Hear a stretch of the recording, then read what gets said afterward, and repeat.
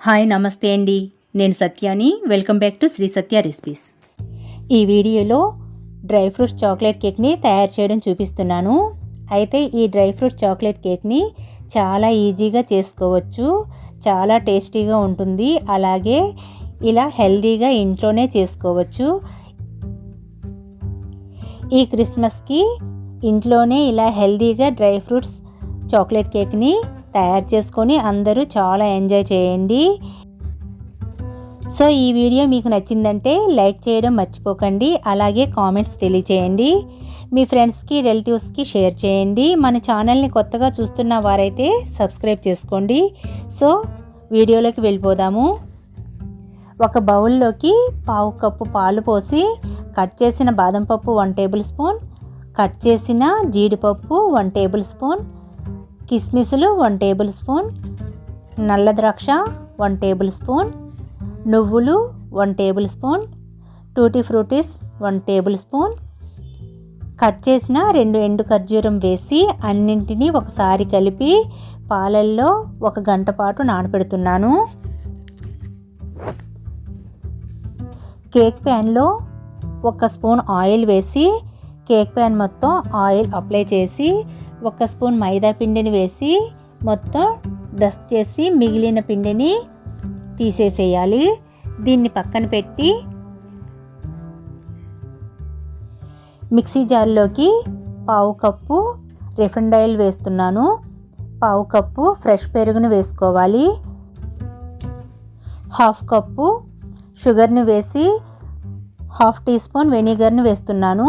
అయితే వెనిగర్ ప్లేస్లో నిమ్మ చెక్కనైనా వేసుకోవచ్చు. అయితే అస్తమానం కేక్ ప్రిపేర్ చేసుకునే వాళ్ళు మాత్రం వెనిగర్కు బదులుగా నిమ్మ చెక్కనే వేసుకోండి. వెనిగర్ వేయటం వలన పిల్లల ఆరోగ్యం పాడవుతుంది. దీన్ని మొత్తం మెత్తగా బ్లెండ్ చేసుకోవాలి. ఇలా మెత్తగా బ్లెండ్ చేసుకోవాలి.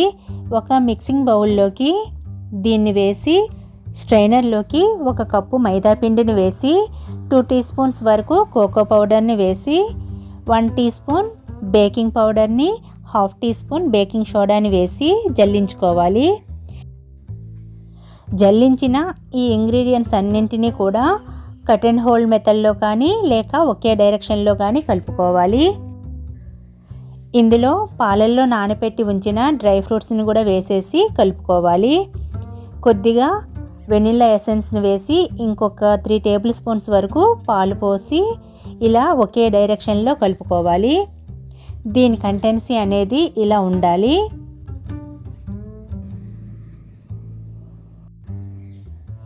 ఈ బ్యాటర్ మొత్తం కేక్ ప్యాన్లో వేసి ఇలా 2-3 సార్లు ట్యాప్ చేసుకోవాలి. స్టవ్ పై ఒక మందపాటి గిన్నెలో స్టాండ్ని పెట్టి ఒక 5 మినిట్స్ వేడెక్కిన తర్వాత ఈ కేక్ ప్యాన్ని స్టాండ్ పై పెట్టి హీట్ మీడియం ఫ్లేమ్లోనే ఉంచి 35-40 మినిట్స్ వరకు కేక్ని కుక్ అవనివ్వాలి. 20 మినిట్స్ అయిన తర్వాత దీనిపై మూత ఒకసారి తీసి కట్ చేసిన జీడిపప్పు, కట్ చేసిన బాదం పప్పును వేసి మూత పెట్టి కుక్ అవనివ్వాలి. ఇలా 35 మినిట్స్ తర్వాత ఒక టూత్ పిక్ని పెట్టి చూస్తున్నాను. ఇంకా అవ్వలేదు.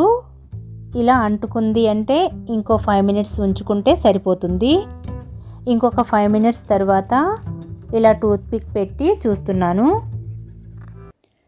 టూత్ పిక్కి ఏమీ అంటుకోలేదు అంటే అయిపోయింది. స్టవ్ను ఆపేసి ఈ కేక్ని పక్కన పెట్టి పూర్తిగా చల్లారనివ్వాలి. కేక్ పూర్తిగా చల్లారిన తర్వాత నైఫ్తో చుట్టూరు లూజ్ చేసుకుంటూ ఇలా డిమోల్డ్ చేసుకోవాలి. ఇంతే, ఎంతో ఈజీగా చేసుకునే dry fruits chocolate cake ready.